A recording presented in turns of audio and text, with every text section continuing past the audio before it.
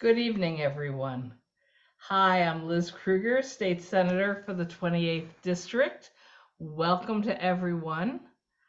Now, you may be watching us on Zoom or you might be watching us on Facebook.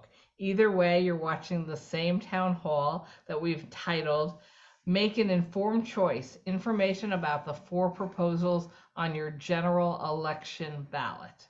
Yes, it is election season. You've seen lots of TV ads and newspaper stories about candidates. But before we get into that, tonight's discussion is about the ballot questions that you will face when you see your ballot. I want to make sure everybody knows that they have various options with us tonight. As always, we have a closed captioning option for today's event. And as the viewer, you can activate closed captioning to view text on your device. If you're on Zoom, click on live transcript in the meeting control to start viewing closed captioning. If you're on Facebook Live, you will see a setting button in the bottom right-hand corner of your video. Click close caption, CC, to start viewing closed captioning. It's really been helpful to people who have any kind of hearing impairment. This forum is being recorded, and everyone who RSVP'd will receive an email in a day or two afterwards that will link you to the event video and the resources that are posted in the chat while we're watching live tonight. We will also be providing the presenters' PowerPoints. So don't think you have to rush to write everything down because you're going to get follow-up materials. Before we start the program, I'd like to give a little bit of a COVID update because we never can have enough information about how to keep ourselves healthy and safe from this pandemic, which keeps morphing as we speak.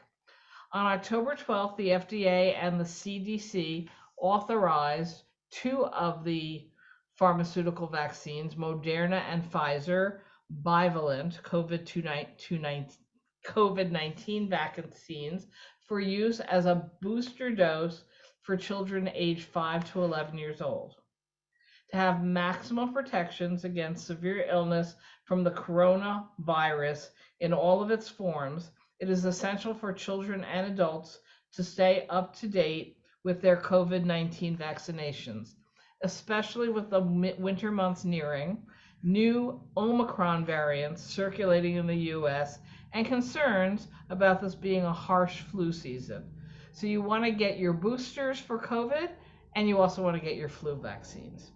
If you have questions or need to schedule a COVID-19 booster vaccine appointment for your child, please speak to your child's pediatrician. You can also use NYC Vaccine Finder to find vaccines.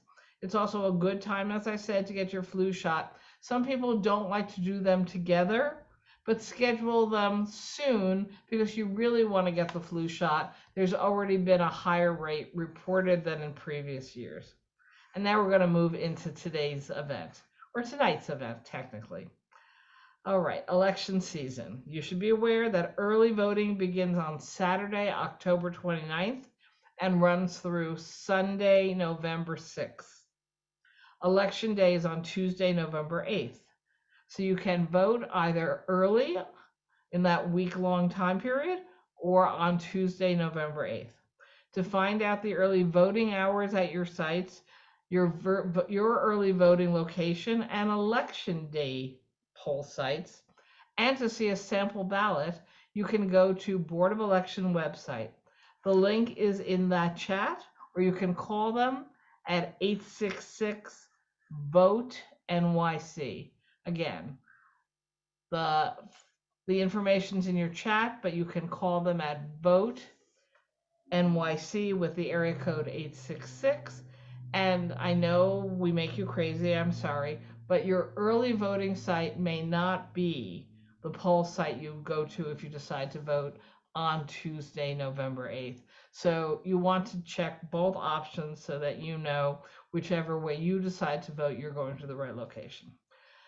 New York City residents will see 4 proposals on the ballot after they go through the voting for the people running.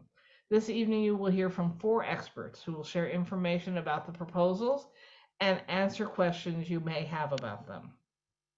Our first up will be Carter Strickland, the Vice President for the Mid-Atlantic and the New York State Director at the Trust for Public Land.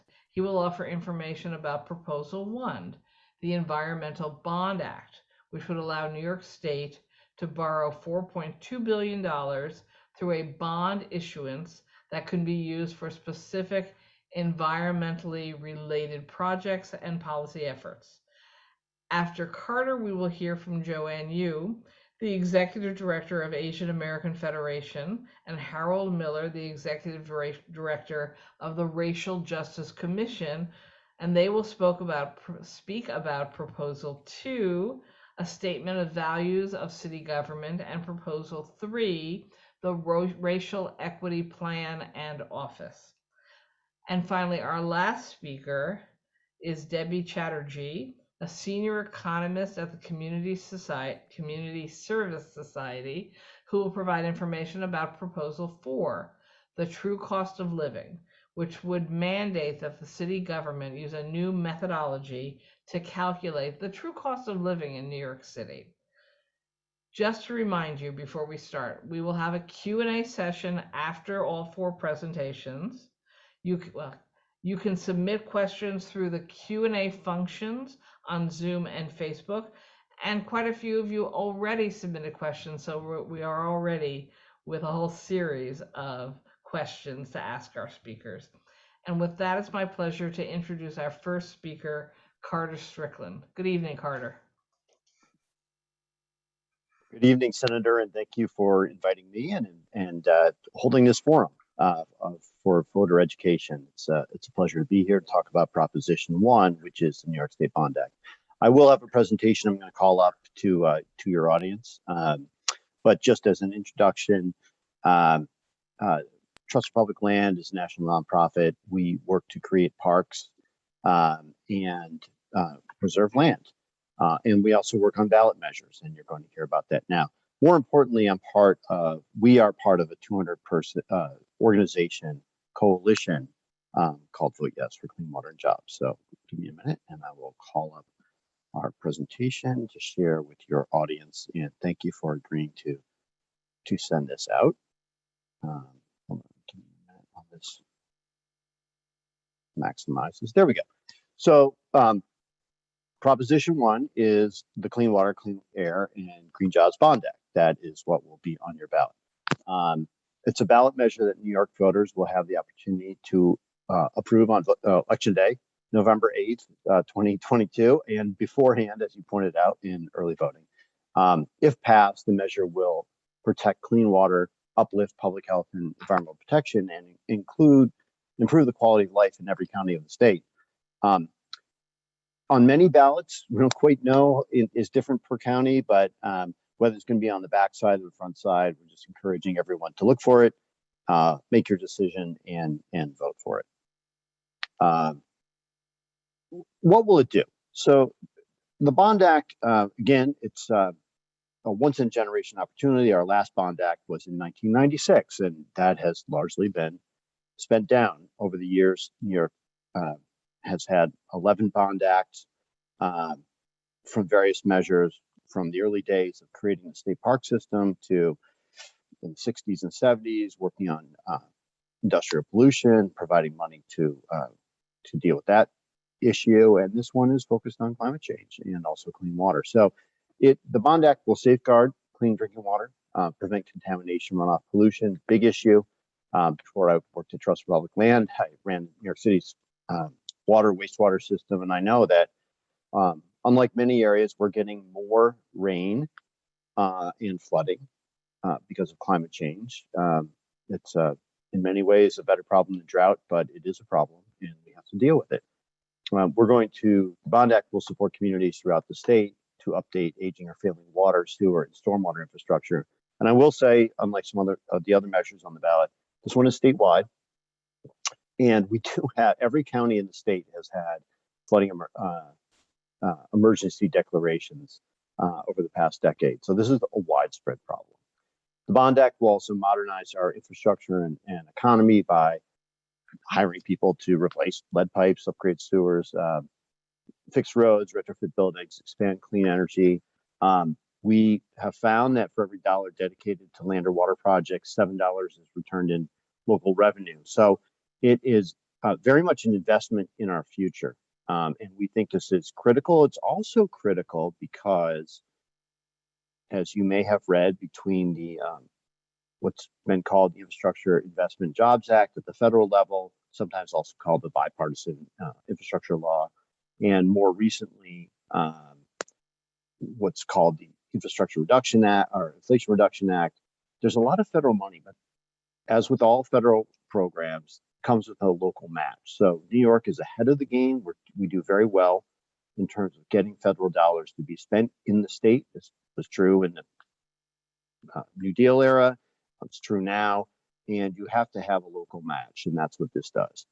It will improve public health and safety by mitigating the impacts of climate change. If you think about in New York City, for example, one of the big killers is heat from climate change, and urban heat island impact is very real. It's very measurable. You've got temperatures anywhere from 10 degrees or greater in areas with a lot of concrete. The Bond Act can go for heat mitigation measures like planting urban trees. Also supporting clean school buses. There's a big dedication of money, $500 million for clean school buses, very important for the public health of our children, community gardens, green roofs, and things of that nature. And finally, conserve natural resources. Those are all critical. New York City knows that better than any other place. The reason we have very good drinking water at a very affordable price is because we don't have to filter a lot of it. It comes from the Catskills, and we either own or control a lot of watershed land that uses natural processes to control pollution. So these are the buckets, the big buckets, how the funds will be used. Unlike some other past Bond Acts, the projects aren't specified. This will be very much flow through our existing state agency, whether it's New York State Parks, New York State Department of Environmental Conservation, in some cases, Department of State or Transportation, for this money. So there's at least $650 million for water quality and resilient infrastructure, another $650 million for open space conservation and recreation, $1.1 billion for restoration and flood risk reduction. And that includes a very innovative program, I think, of at least $250 million for flood buyouts. It's very important. Folks in Staten Island and Edgemere and other parts of the city that really suffered during Hurricane Sandy know that rebuilding sometimes doesn't make sense. And, it just makes economic sense to pay people not to rebuild and to buy out their land, turn it over to nature. And as I mentioned, $1.5 billion for climate change mitigation, everything from green buildings to clean school buses. The impact will be tremendous. I think there's been a link shared in the chat to the website, which includes our job study that we did. And we estimate $4.2 billion in state money will leverage with local and federal money, about $8.7 billion for projects, which will create nearly 100,000 local family sustaining jobs. These are good jobs. On the larger jobs, there will be prevailing wage requirements, project labor agreements, so to ensure that labor rights are protected to the highest standard. Also, the Bond Act, and I think uniquely and innovatively, sets aside 35 to 40% of total project funding to disadvantaged communities. That's a defined term. It's being defined right now in the Climate Change, Climate Leadership Community Protection Act, CLCPA process. It's not just in New York City, but there are a lot of disadvantaged communities in New York City. It's really trying to make sure that those people most harmed by pollution will receive the benefits. So please get ready to vote. Just to reiterate, October 14th is coming on. That was the voter registration deadline. I'm sure all the informed folks on this call have done that already. There's a change of address deadline coming up tomorrow, so please be aware of that and get out and vote. Absentee ballot, voting early in person, on election day in person, they all make sense. please do look for Proposition 1, the Clean Water, Clean Air, Green Jobs Bond Act. Here's the registration link, and also the link to the coalition website. We have, again, over 200 coalition members, from labor to churches to environmental groups, scores, civic groups, individuals who care about the future of the state, and you can read about our work there. So with that, I will turn it back over to Senator Krueger. Thank you very much, Carter. Really appreciate it. My office does a lot of work around climate change issues and the cost issues, and I really appreciate your highlighting that while, yes, this is a request for people to vote yes on bond money, the more money we can actually hurry up and put into as investments in climate change, the faster we're going to both reverse the crisis that our planet is dealing with, and also, frankly, bring down the cost of energy and electricity, because we need to get off of the coal and oil that the international community is driving the prices so high. So thank you so much for that. Now, our next presenter, and as you'll see, these 4 ballot items don't not always seem like they have that much to do with each other, because that's not how it was really set up. Individual efforts move forward to create ballot issues, and they land on the ballot. So you think, okay, you're going to vote, and maybe they all have something to do together with each other, but not always. But our next 2 speakers will be talking about 2 of the initiatives.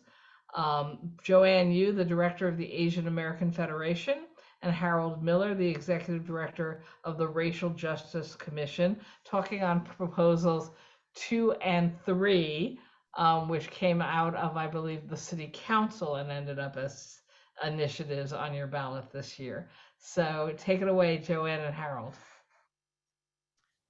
Hi, everybody. Senator, thank you for inviting us. It's so great to see you. I call you Senator, but I've known you since you were Liz, and you were on the front lines with all the wonderful immigrant rights advocacy work that we did together when I was at the New York Immigration Coalition. So it's really particularly wonderful to see you in this capacity. So I had the privilege of serving on the Racial Justice Commission that Mayor de Blasio put together. I can't believe, Harrold reminded me that we started last March, and I can't believe that it's been that long already, Harrold. But I also want to say that the hard work actually has been done by the Racial Justice Commission staff. Harrold is our executive director, so I always think that I am the Batman to his Robin. So Harrold, I'm going to let you kick this off, and we can talk about it together. Sure. And I want to just thank the senator and the office for this opportunity to talk about, the next 2 ballot questions that voters will see in November. Like Joanne said, it was started, the charter is a charter revision commission that the Racial Justice Commission is under. And it was created back in 2021 under Mayor Bill de Blasio. And the context of it was that we experienced so much trauma in the city over the last several years around racial inequity. We saw from COVID-19 the disparities of New Yorkers of color dying of COVID at higher rates compared to white New Yorkers. We have seen uprisings around police accountability. We have seen a surge in Asian hate crimes and other forms of violence towards Asians and other persons of color around the city. And so it compelled the former mayor to put this commission together, led by Jennifer Jones Austin, who is the chair of our commission. She is CEO of the Federation of Protestant Welfare Agencies. Our vice chair is Henry Garrido, executive director of DC 37. And Joanne, as she mentioned, is one of 9 other commissioners, all great city leaders who did the hard work to go out, talk to New Yorkers in all parts of the city, had dozens and dozens of community meetings, spoke with experts in various disciplines around the topics of education, healthcare, housing, workforce development, childcare. And we realized that racism is so pervasive and so broad that developing ballot questions was a difficult task, but they did the work to narrow all the input, all the ideas that we heard from communities and everywhere around the city to 3 ballot questions. And I know we're going to cover the first 2, and Debbie will cover the true cost of living measure. So the commission developed which will be ballot question 2 on your ballots, a statement of values to guide government. Harold, I'm sorry. Sorry to interrupt. Would you like me to share your presentation? Oh, sure. Yes. Thank you.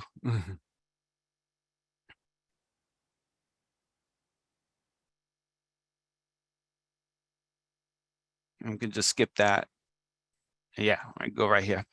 So the first question, the second question you see on your ballot, but is the first question of the Racial Justice Commission, is adding a statement of values to guide government. And so right now, New York City does not have a preamble, an introductory statement, a statement of values.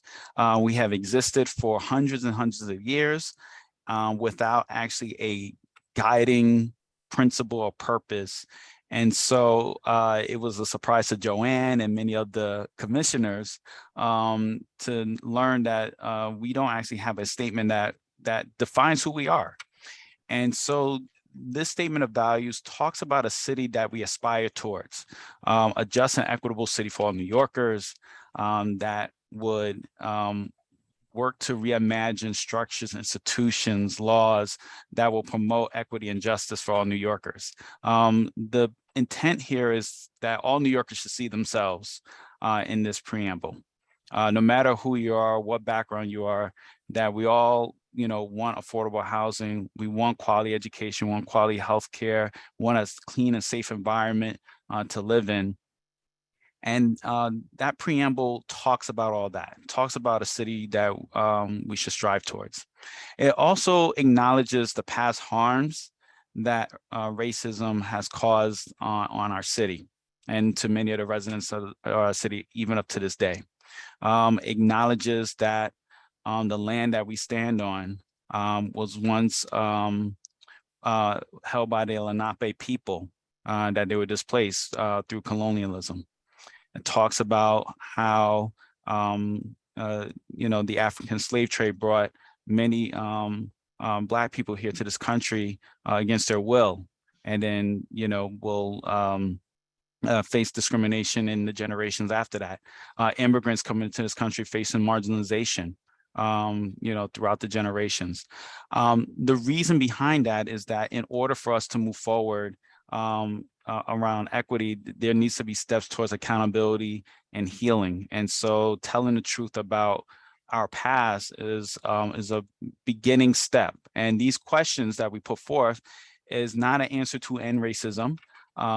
We know that we're not going to erase racism in 400 years, but what we're doing is to begin to take the steps to dismantle structural inequities that exist in our city government. And so question 1 is the question that, give us the aspiration of what kind of city we want to live in. So I don't join anyone that. Sure. I was going to say exactly, Harold, that you're right, that we were all surprised that we didn't have a preamble. And I think this is definitely acknowledging the past harms, acknowledging our city's history and the benefits that we've reaped through racism by all the folks who live here now. But this is also aspirational. I mean, this is going to be, hopefully, fingers crossed, it will pass. And it'll be the first time we will have this type of a preamble in a city charter in the country. So we are really excited. I think this is a wonderful, I love that statement, so goes New York, so goes the nation. So this is really that time as we come out of COVID, as we've come out of so much, we've seen what inequality does. And this is that time that we feel like is, this is the time to share these values together as a New Yorker, as one New York family that, we've all of us come from somewhere. And this is who we are, and this is who we are as a city. So Harold, does your PowerPoint have the whole full preamble? No, not this document, but we Okay. encourage everyone here to go on to nyc.gov/racial justice to read the full preamble. I believe it was actually added in the chat. And to clarify what Carter mentioned, this will be question 2.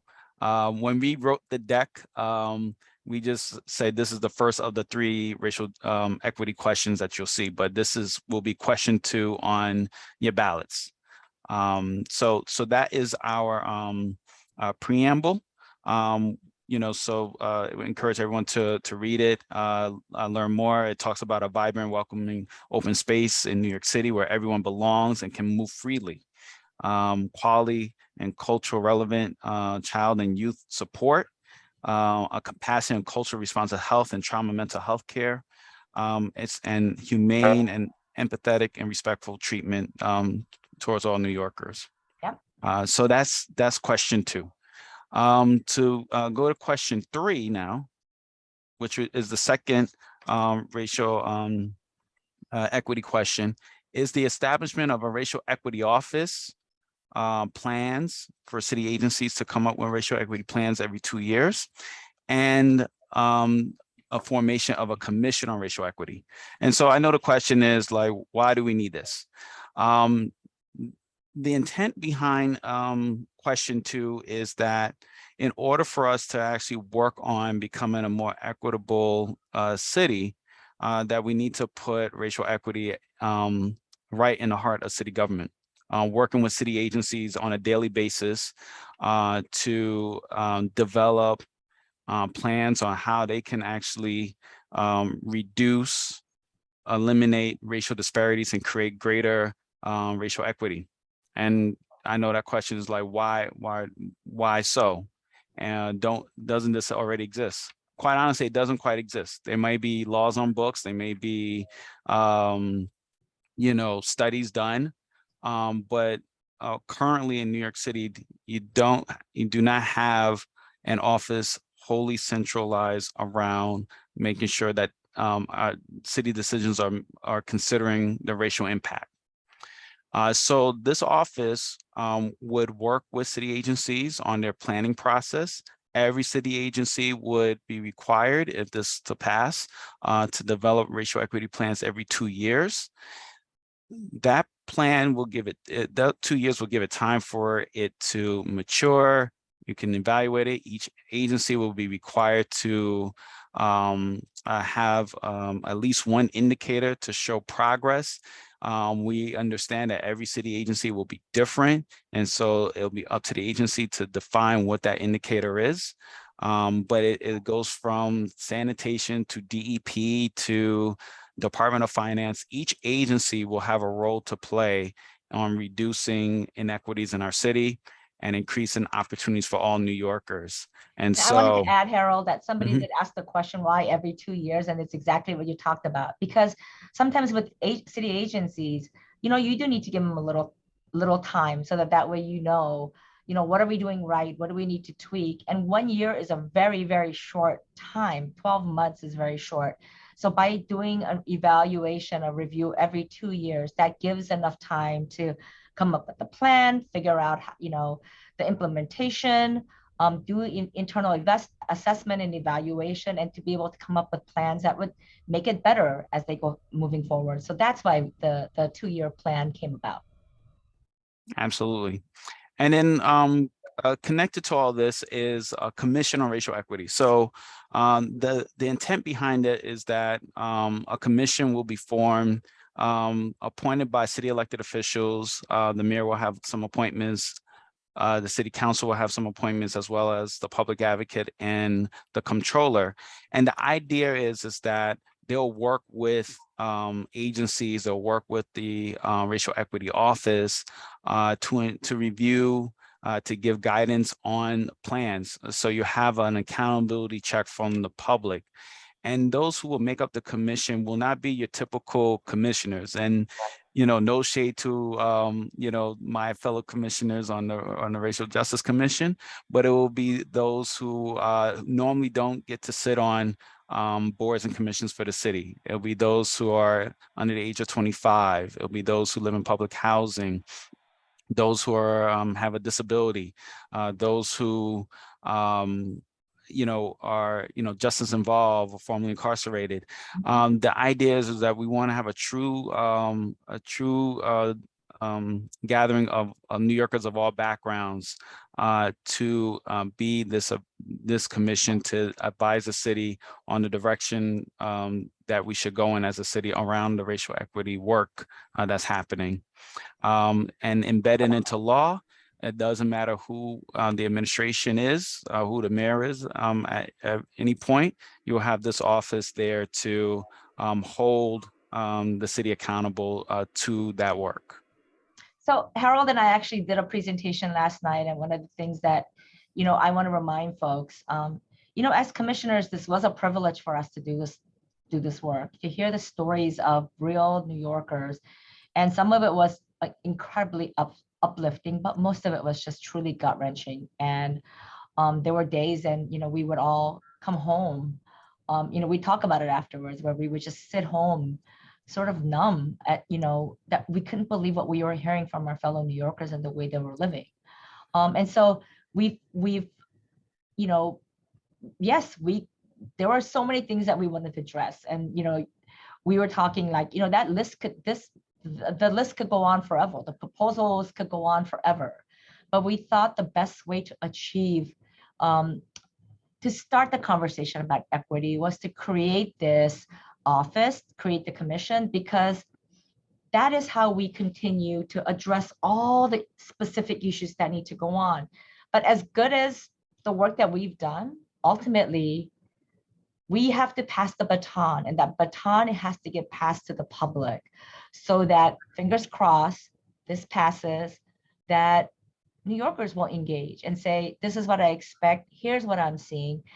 There is going to be feedback that people will understand who the officers are, who the commission is, to be able to engage them, to do the back and forth, to say, here's what I saw, what is the plan for this? And to, you know, every city agency, every elected office, you know, all of us, we're only as good as how the public engages us. So we really hope that, I mean, we're very proud of the proposals that we put together, but we know that this is the first step in many, many steps to come. And we are, you know, we are not allowed to advocate for anything. The only thing we can say is, please flip the ballot over, because there's some ballot questions that you need to answer. There are proposals that you need to answer. There are 4 of them, and they are worthwhile. And we think the questions that we ask our fellow New Yorkers to vote on, these are reflections of who we are as New York. And as all the things that we celebrate, this is who we are. And we hope that our fellow New Yorkers agree with us. Thank you. Thank you both very much, Joanne and Harrold. Don't go anywhere, because we will get to the question and answer section after we hear from our 4th presenter, who's been patiently waiting for us. Debbie Chatterjee is Senior Economist at Community Service Society, who's going to provide us information about what will happen if Proposal 4, the True Cost of Living proposal, is approved by voters. Hi, Debbie. Hi, Senator. Thanks for having me. Okay. Just, can I have my slides? Yes, just one moment. Thank you. Thank you so much for organizing this and for including us. It is an honor to be discussing Ballot Initiative 4, which focuses on measuring the true cost of living. It was Joanne ended on such a beautiful note, and I'll use that as a segue to move on to what might seem like a technical stuff, but it's actually deeply connected to the recommendations of the Racial Justice Commission.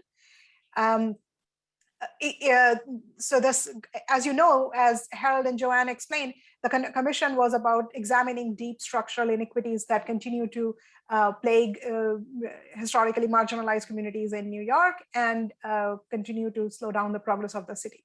And I'm going to tell you that the final proposal connects deeply into the structural inequities. Next slide, please. But before that, a little bit of who I am and where I'm from. I'm representing Community Service Society here. As you might know, or some of you might not know, we have been around for a long time. Our organization is a research advocacy think tank, service provider, does a lot of things for low-income New Yorkers, and we prioritize providing affordable housing, access to healthcare, providing sick time, making transit affordable, and we've been around doing this for a while now. Next slide, please. Within CSS, I work for the Policy Research and Advocacy Wing. We do a lot of data-driven policy analysis and advocacy campaigns to improve lives of vulnerable New Yorkers. And let's get to the next slide. The proposal that I'm putting up here, this is what you'll see in the ballot. It requires the city to create a true cost of living measure to track the actual cost in New York City of meeting essential needs like housing, food, childcare, transport, other necessary costs. And most importantly, without considering public, private, or informal assistance in order to inform programmatic and policy decisions. So the idea is, what do you need to exist, and not just exist, but thrive, reach your full potential in New York City? How much does it cost for housing, childcare, transportation, and all of these basic essential necessities, assuming you did not have to avail the safety net programs or any kind of public assistance? Next slide, please. So why do we need to measure the true cost of living?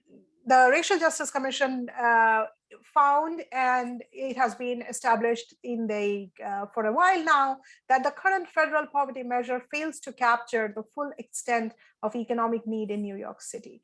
The current federal poverty measure, even if it is inadequate and outdated, it still determines eligibility for public assistance programs like Supplemental Nutritional Assistance Program, or SNAPs, formerly food stamps, eligibility for fair fares, the city level transit program, Medicaid, and so on and so forth. Most of the programs that you see around, most of you probably are familiar, are determined by where you rank in relation to the federal poverty measure.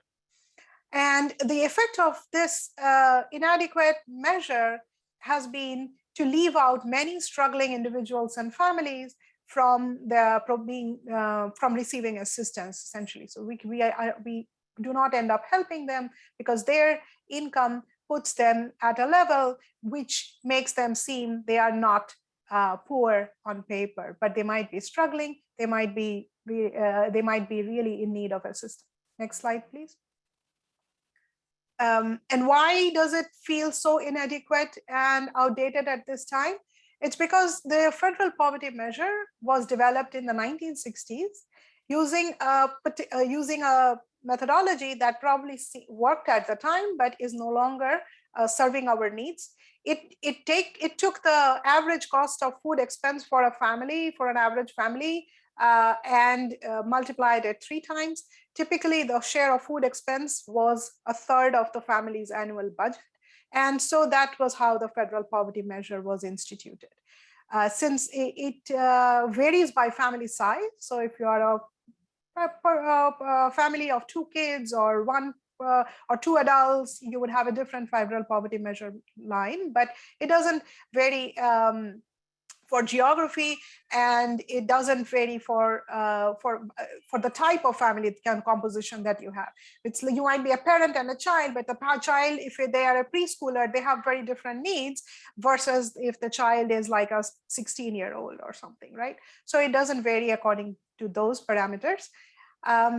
However, the federal poverty line is adjusted for inflation annually. Next slide, please.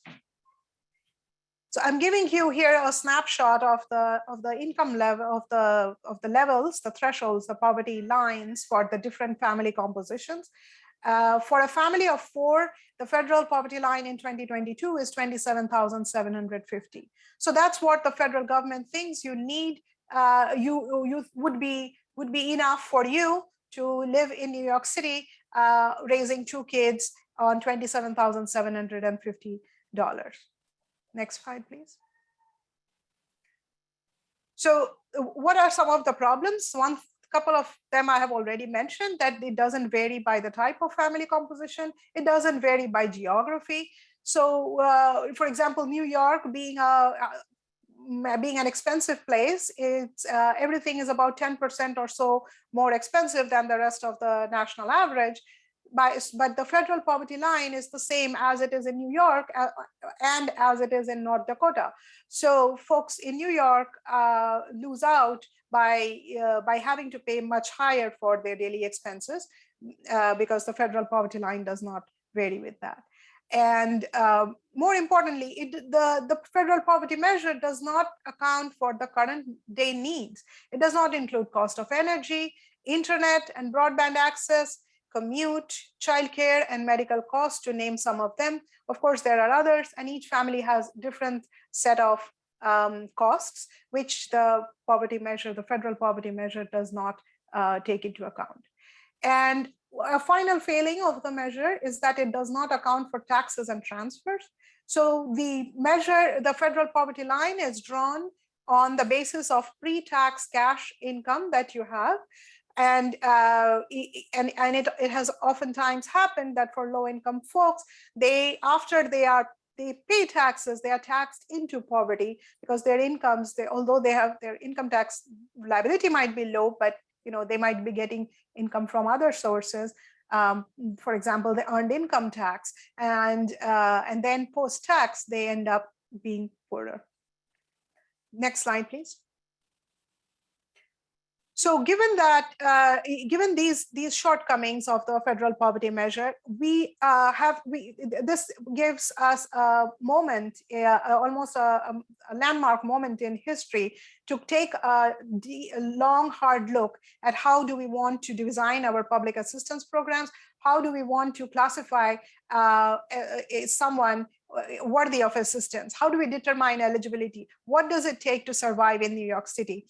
And I must mention that we are having this discussion in an economic climate where inflation is reaching historic highs every month. And inflation, as you all probably know, is a tax on those who have the least to spare, right? So the money loses purchasing power for the folks who have the least purchasing power.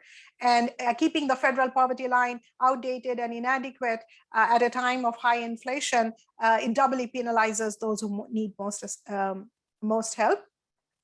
And because the federal poverty line does not accurately capture need, it is unable to assist those who are most in need. And that is what the Racial Justice Commission found when it was looking at structural inequities that continue to persist. For example, if there are communities that are greater in need and the federal poverty line, just because of its sheer technical construction, is failing to assist them because it is underestimating their need. One of the alternatives to the federal poverty measure can be a true cost of living measure or self-sufficiency standard. This is just one of the possible thought experiments where you define the amount of income necessary to meet basic needs. So you have housing, childcare, food, transportation, healthcare, miscellaneous, and taxes. So you include basically all the items in a household's budget and generate the threshold that a family would need to meet. Next slide, please. and it assumes how much would you need to make without needing to avail subsidies or assistance. And you also need to have an emergency savings amount to cover job loss or any other unprecedented expenses. Because one thing that we have that has been seen repeatedly is that these folks who are in poverty or near poverty, one single big unexpected expense can push them into a cycle of debt from which it might be very hard for them to get out. Next slide, please. So here's a picture showing the various alternatives and to the federal poverty level. We have the supplemental poverty level, which is the experimental poverty measure that the Census Bureau estimates. But the supplemental poverty measure, although it is better at estimating the impact of poverty alleviation programs, it still relies on the federal poverty measure. And so the flaws of the federal poverty measure continue to show up in supplemental poverty measure also. So a family of four, which for whom I showed earlier in the presentation, they need $27,000 for the federal poverty measure.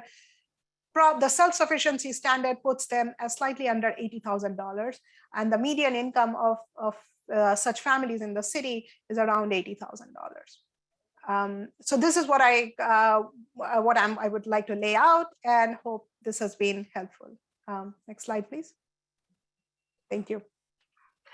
Thank you, Debbie. That was a lot of information in one brief period. But I very much appreciate your being here and your research.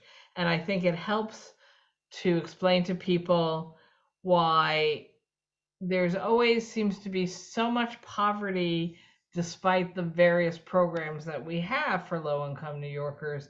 And I think that this gets to exactly the heart of the problem.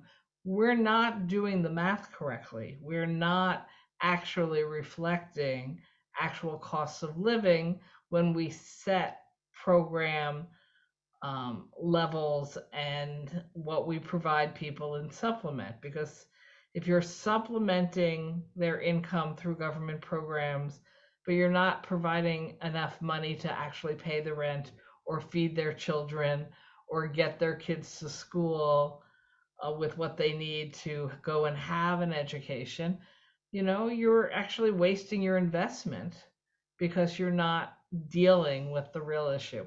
I want to thank all of you and ask you all to turn your cameras and your mics back on. And we shockingly have gone over what we allotted for time. So we're going to try to do questions in a rapid format, which is going to be a challenge because so many came in chat. So just looking at the chats, I want to just clarify when someone said, isn't question one about Environmental Bond Act, not the racial equity questions? The answer is yes. The first proposal is about the Environmental Bond Act. And when you get your ballot, you'll see that that's the case. There are several questions involving the cost. I think for the Environmental Bond Act, we know it's $4.2 billion. And bonds mean that the people pay them back over time. It's probably a 30-year bond likely, so that the people of New York would be paying that bond back over 30 years. But to ask Joanne and Harrold, are there specific expenses and costs for implementing the two proposals that you were discussing? So we in the proposal did not outline a specific budgetary cost. We'll leave that up to the administration to determine how much it will cost to get an office and a commission up and running. Adding a preamble to the charter won't cost anything, you know, just words on paper. To add that means a lot, but won't be no cost to that. Estimated cost though would be for the office and the commission be somewhere around $10 million to start is an estimate right now. But that will be determined by the administration if this was to pass. And just to put perspective, it's $10 million out of a $101 billion budget that the city has. So a very small amount. Okay, thank you. So a question that came up, a number of people asked us in slightly different ways. What's the difference between racial equity and racial equality? Can either of you take a stab at that? Joanne, you want to go for it or you want me to do it? I think you can do it. Okay. Well, and that's an excellent question. And what equality is that we make sure that all have the same thing, essentially, just to be very, plain spoken. But when it comes to equity, is the acknowledgement that there are those who've been without or been in a deficit of resources and opportunity and access, could be for generations. And so when we talk about equity, is acknowledging that and providing the what's necessary so those can have resources and opportunity that was deprived of them in prior generations. And so that's why we focus on equity, because it's the acknowledgement, the fact that we can't be equal until we acknowledge the fact that there's a deficit to begin with. And I like to think of the little graphic that we all see when we say racial equity, right? It's the 3 people on a box watching a baseball game, right? Equality is everybody gets a different box to be able to see. Equity is the fence is eliminated so that way everybody can see together. I think that's how I always viewed the difference between equality and equity, removing the true barrier that prevents people from seeing the full picture and to be able to participate fully. A number of people voiced variations on these questions. So I'm going to take a stab at combining. Concern that proposal 3 seems to be well-intentioned but vague. So is there going to be, quote, quotas for all governmental sectors and programs, looking at questions for Black New Yorkers, Latino New Yorkers, Chinese American New Yorkers, Vietnamese American New Yorkers, Ukrainians, etc.? What about women? Do they get factored in here? What about people of different genders? Do they get factored in here? What about issues of religious discrimination, growth in anti-Semitism in our city as so many places? Are we going to factor all of these different pieces into this plan? The thought is that when we are addressing racial equity, we encompass all the isms that we are faced with in society. You can't have true racial equity if you still have an anti-Semitism. You can't have true racial equity if you're discriminating against women. You can't have true racial equity if you are not ensuring the rights of trans New Yorkers and LGBTQ New Yorkers. And so the work of this racial equity office is centered around making sure that all New Yorkers have access, opportunity, and power in the city. Yes, this commission focused around race, but the ideas around this commission and the office and these plans needs to reflect how all New Yorkers are able to have the ability to have access to services, the ability to obtain opportunity, and to actually be able to fully participate in our government with real power. And I would add that during the hearings, it wasn't just hearing from the community, but also hearing from experts, people on the ground doing work. We talked to faith-based leaders, we talked to LGBT leaders who serve the LGBTQ community, we talked to trans New Yorkers, we talked to as many experts out there that we possibly could, professors, nonprofit leaders, policymakers, to be able to inform what is it that we're really trying to achieve. How do we really how do we use this opportunity to really thread all of the issues together so that we create an opportunity to really talk about all of the isms, as Harrold said, all of the isms that continue to separate our city. Thank you. Debbie, here's a question for you. So let's say this passes and we have a new model of calculating what the cost of living really is in New York, does that automatically mean that we're going to get more federal dollars, or does that automatically mean that the benefit levels in the state or the city will be increased? And how will we get from seeing this new cost of living to actually implementing getting the monies for people? That's a great question. Thank you, Senator. Unfortunately, passing this would not do much to change the benefit recipiency from the federal, state, and most of the city programs, because the federal funds are still tied to the federal poverty line that has been instituted. Same with most of the state programs. But earlier in this program, someone said that how goes New York, so goes the nation.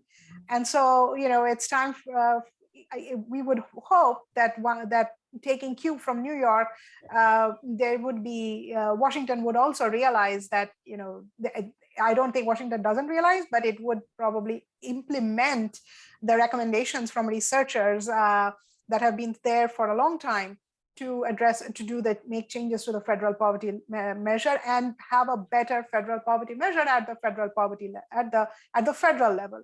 So short answer is no. Immediately, we will not see much differences. We will know the true cost of living and it will be tracked. So annually, you would have a new number. But there might be places where you will see changes because of this. One of them would be in setting wages and salaries. It's like, so when you go in and you're negotiating your salary, you can have a better sense of what to ask for once you have the true cost of living, which in theory will allow you to subsist without availing public assistance or any other form of informal assistance. So hopefully that's what we will see, but immediately we will not have any changes in the benefits level. Thank you. Carter, people are asking what happens if we don't have this money from this bond act? Does that mean New York's not going to have the funds it needs to do what it needs to do?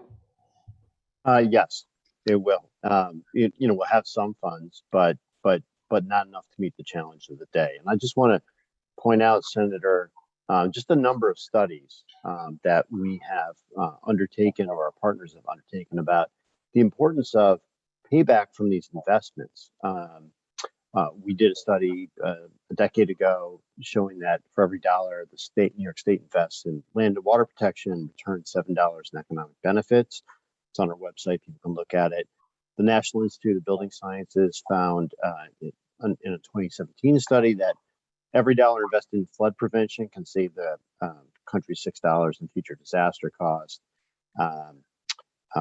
A study, I just want to make sure the site is there, but from the Nature Conservancy in 2017 found that coastal wetlands help prevent more than $625 million in property damages during Superstorm Sandy. And then finally, another National Institute of Building Science study in 2019 found that the safest and most cost-effective solution to the growing threat of flooding is moving families and homes out of areas that flood. That saves time and money. And so it's simply, Senator, you serve on the Finance Committee. I'm sure you can speak to this in many other fields, but it's opportunity cost. If we don't make these investments, for one, federal money will go to other states. And for two, we're just going to end up paying probably more, particularly in the flood situation, when the floods come. They're going to come, and people are in their homes are in harm's way. Right. And following up for you, Carter, you talked about that this money has to be used, at least a portion of it has to be used for economically and racially targeted communities. Is there a formula within this bond act of how the money has to be distributed in some statewide basis? Counties, do we know what New York City would get, for example? We don't know those numbers. In the term of art, it follows what's in the CLCPA, which I fumbled the first time around, the Climate Leadership and Community Protection Act. So that process is established, been a year-plus process to establish disadvantaged communities. That's the term of art. It's on the state DEC website, Department of Environmental Conservation. You can look it up. There's no formula other than that at least 35% for disadvantaged communities. They're all over the state. There's certainly quite a few in New York City, but no, it's not the kind of program that's allocated per county or city or anything like that. So they will be competitive grant programs. As a New York City resident, I think New York City will do very well because so many people are affected by, you know, environmental protection measures taken here. So, but no, there's no formula other than the disadvantaged communities. Thank you. So I think the next question, and there's a variety of them, and again, I'm trying to merge them because so many are coming in, I think aimed at Joanne and Harrold. So people are saying, well, everybody here is just being positive about those two proposals. What are the negatives that you all heard when you were working through this commission or have been having other presentations? What is it that you think people might see as the reasons they would vote against these two proposals based on your expertise at this time? It's a good question. Not to be glib, but my God, I've given over a year and a half of my life on this. Somebody asked me yesterday, so did you leave your job to do this? And it was like, no, this is in addition to my full-time job doing all the Asian advocacy work and anti-Asian hate. And she just looked at me like I was completely insane.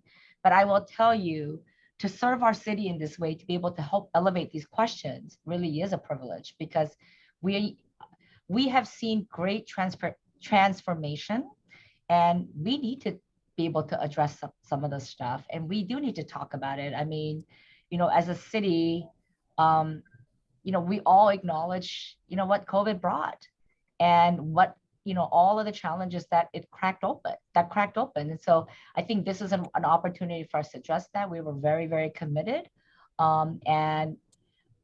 It was really an honor to serve our city in this way. And Harrold, I'm going to encourage you to jump in here. No, it's been an honor of a lifetime myself to be the executive director for this commission. Prior to me being executive director, I was leading the outreach efforts and helping engage in New Yorkers. And so, you know, coming from both sides of that, it's been a true honor. And, you know, just to give you a straight answer on, you know, what we have heard on, you know, something that it should have been more prescriptive and it was too broad.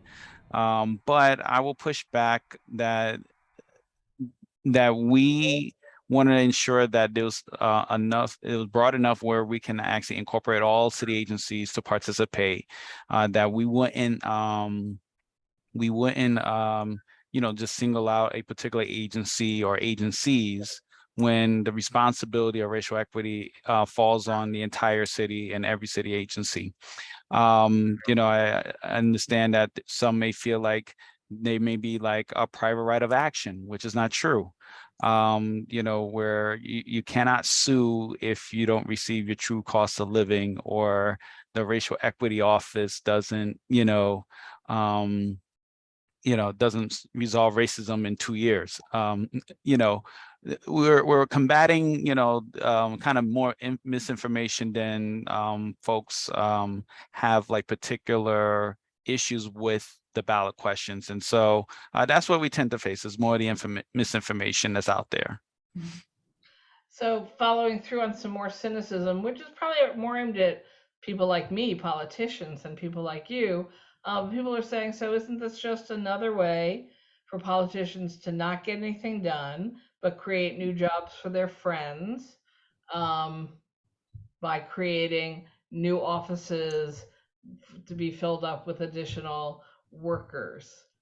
Did you get any of that during your hearings or discussions throughout the city, or is that unique to my crowd? That is a unique, but I totally get the cynicism. I'm a New Yorker. Why we need more bureaucracy? But I'll just put it this way: if we're to do this right, and having these ballot measures enacted is step one. Step two is really the accountability of the public, to ensure that the intent of these ballot measures are actually doing what they're supposed to do by law. and you're going to need professional public servants to serve in that capacity to ensure that work is done. And I respect anyone who thinks that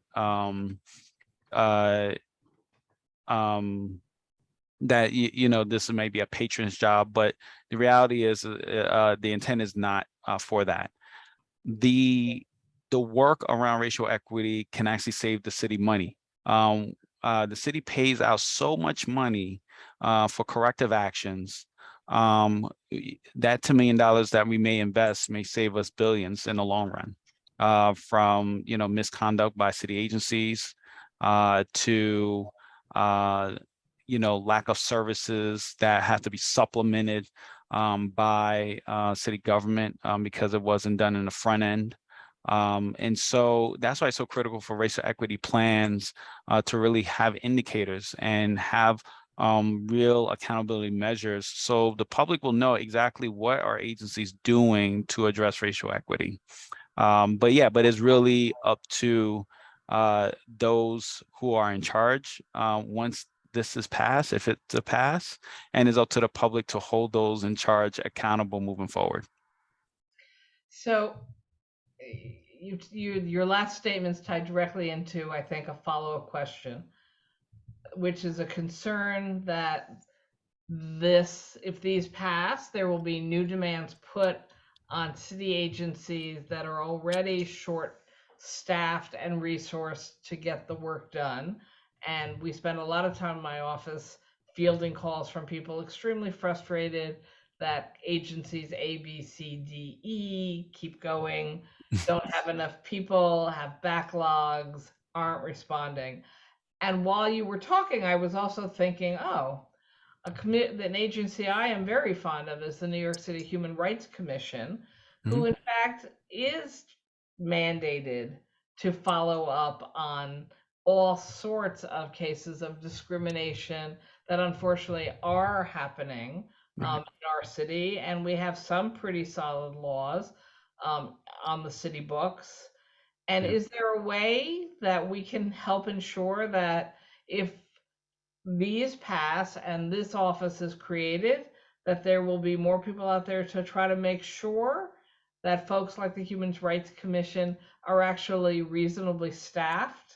And they're not the only ones, but they're the ones that come to mind right away when you talk about we'll be seeing new issues, people will have complaints, they will have the desire and the right to get resolution, and we want that for them. I think all of us do. Absolutely. So has anybody talked about how we tie in the after impact, assuming these are successful, with how we get adequate staff to do the work? And I would emphasize the Human Rights Commission as an example of that. No, it's a great question. And, this is my personal opinion, working in city government, worked in city government for the last 8 years, roughly now, that we're just kind of in an extraordinary moment where I think people are still kind of grappling, kind of assessing how their life is after COVID.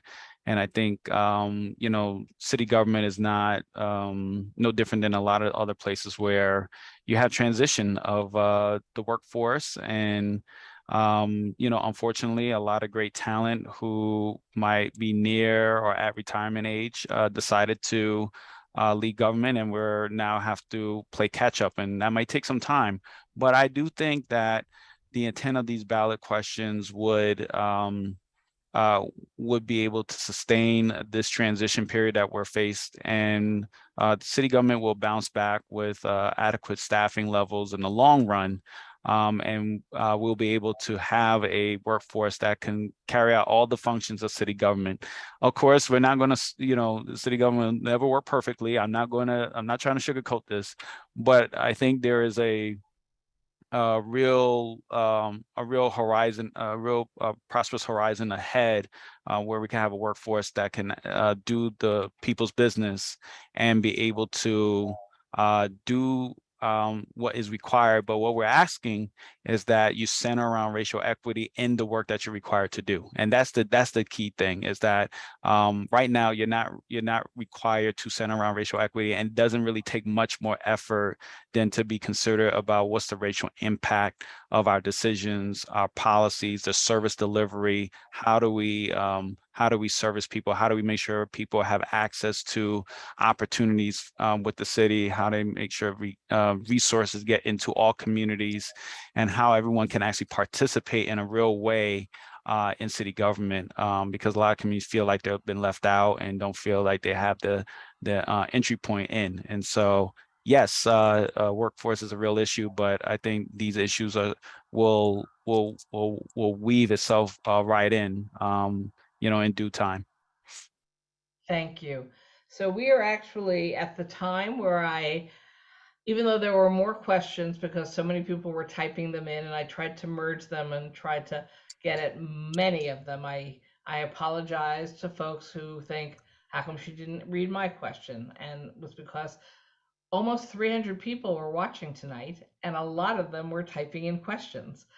So I want to thank our wonderful presenters, Carter, Joanne, Harrold, and Debbie, for coming on tonight, for helping to educate us about the 4 ballot questions. This is a government web event, so I'm not allowed to tell you how to vote, but I can remind you it is important to vote for democracy and for the betterment of our city and our state and our country. And obviously, you all do know, if you don't vote and you get outcomes you don't like, you sort of have to blame yourself. So I can definitely encourage you all to use early voting or November 8th voting or absentee ballots. So you still have the right to request and fill in an absentee ballot. Once you request an absentee ballot under today's rules, you can't change your mind and then vote in person. So make the decision of how you really want to vote November 8th or the 10 days before. And please, if you are legally eligible to vote, please do so. I want to remind you that next week I will be holding 3 virtual senior resource fair sessions from 2 to 3:30. We used to do a live senior resource fair on one day. We always joked that it was the biggest senior resource fair in the city. We could get up to 800 or 900 seniors and vendors all in one place, but COVID has pretty much vetoed that option for us. So we're doing it virtually again this year over 3 afternoons. On Tuesday, October 25th, the first session will focus on loneliness and building community. On Wednesday, October 26th, our presenters will offer demonstrations on exercise and meditation. And on Thursday, October 27th, our presenters will share information about programs for older adults where they can actively engage in the arts. And of course, there is no litmus test for us. If you are younger than people who define themselves as seniors, come and listen anyway, and you might find valuable things for yourself or for older friends and relatives that you are helping. Again, we don't require you show us your ID that you live in my district. We don't care whether you're actually under or older 60. We don't care. But we hope you will continue to participate in our web events. And with that, I want to wish you all a good evening and thank you for joining us, particularly our presenters tonight. Thank you all.